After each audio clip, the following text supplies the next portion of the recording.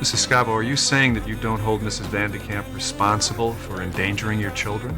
No, I don't hold her responsible. Bree Van de Kamp and I have known each other a long time. I trust her completely. She's a wonderful friend and a fantastic mother.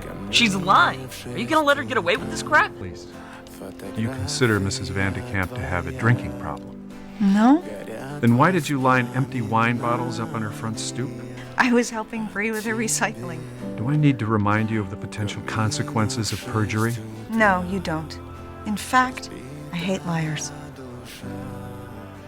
The story actually begins 1 week earlier. Because Lynette and Tom both had to work overtime that weekend, they asked Bree to watch the kids. But what Lynette didn't know was that Bree had developed a serious drinking problem. She ended up falling asleep on the couch, leaving the kids completely unsupervised. After realizing Bree wasn't waking up, the twin boys quietly slipped out of the house with Penny. Having spent their entire lives on Wisteria Lane, they had no idea how to get around anywhere else. Before long, they became completely lost. Meanwhile, Bree finally woke up. To her shock, the kids were nowhere to be found. At first, Bree thought they were just playing hide and seek, but no matter how carefully she searched every room in the house, she couldn't find them anywhere. That's when Bree realized how serious the situation had become. She immediately rushed to Lynette's house to see if the kids had made it home, but the front door was locked. Only then did Bree realize the kids had probably wandered off. Meanwhile, Lynette suddenly received a phone call from a stranger. As soon as she learned the kids had wandered off, she and Tom rushed over. Fortunately, with the help of several kind people, the kids were found safe and sound. Lynette and Tom finally let out a huge sigh of relief. Thank you. Thank you so much. I'm just glad I found him and not some weirdo freak. Oh, yes. Oh, yeah, me too. Thank you. Because there are all sorts of crazy people out there. Drunks, perverts, molesters. Yes, yeah, no, I know. No, you got really lucky. I mean, a different person might have called the cops or child welfare. Well, okay, I know how this looks, but I have to tell you, I left them with a very reliable babysitter. Oh yeah, you picked a real winner.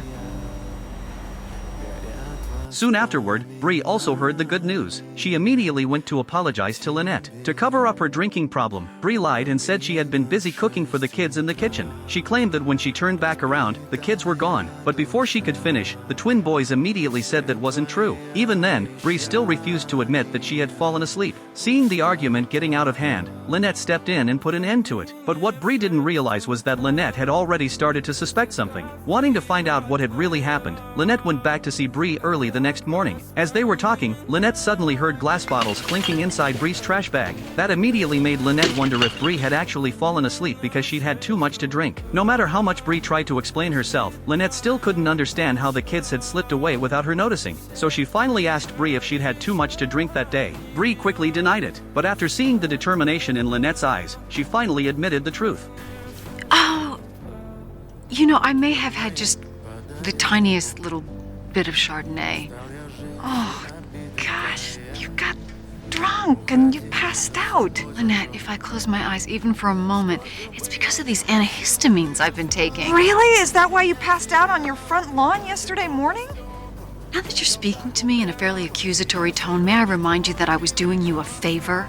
You put my kids in danger and then you lied about it. Do you not get how big that is? Do you have some kind of problem with alcohol? No, the only problem I have is with your children. They're incorrigible because you let them run amok, and if I hadn't drifted off, they would have waited until I was in the bathroom, or stuck on the phone, or upstairs doing laundry. The conversation ended on a bitter note. Still wanting proof, Lynette went back and searched through Bree's trash after she left. Just as she expected, the trash bag was filled with empty bottles. To make Bree face reality, Lynette lined all the empty bottles up in front of Bree's house. When Bree read the note attached to the bottles, she finally realized how serious her situation had become. But things were only about to get worse. Later that day, Bree went downstairs and found an unexpected visitor waiting inside her house. After a brief conversation, she learned that the visitor was Andrew's lawyer. The lawyer's sudden appearance left Bree completely confused. Just then, Andrew walked out covered in bruises. Honey, what happened to your face? You hit me. Don't you remember? After thinking back, Bree remembered that she had slapped Andrew once, but Andrew immediately denied her version of the story. Right in front of the lawyer, he once again exposed Bree's serious drinking problem. Hearing that, Bree tried to defend herself, but the lawyer immediately explained that Andrew wanted to move out and live on his own. Well, that's the silliest thing I've ever heard of. How would he support himself? Well, he'd be in complete control of his own finances. So that's what this is about, your trust fund. Obviously, we'd all prefer not to go to family court, but with the violence and your DUI charge, it could get ugly. Mr. Bermanis, I'll need a little time to think about this. You have 24 hours.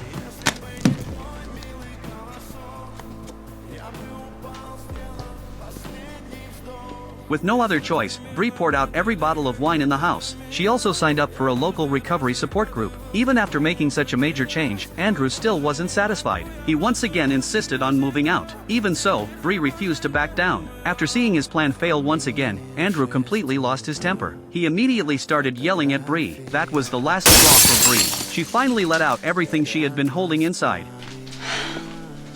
I'm sorry. I didn't quite catch that. I hate you. You know, the opposite of love isn't hate. It's indifference. And if you hate me, that means you still care. And we're still connected. And I still have a chance to set you right.